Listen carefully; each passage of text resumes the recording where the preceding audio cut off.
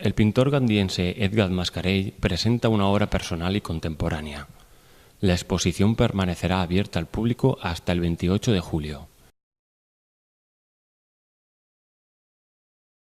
La sala Spider-Art, situada en la calle Fundación Vicente Ferrer, acoge la exposición Seres y objetos del artista Edgar Mascarell, organizada por el Departamento de Cultura del Ayuntamiento de Gandía. El pintor gandiense ha pretendido ilustrar y reflejar mediante diferentes técnicas como el óleo, sprays, ilustración digital o tinta china las actitudes y estados anímicos de los seres humanos frente a determinadas situaciones.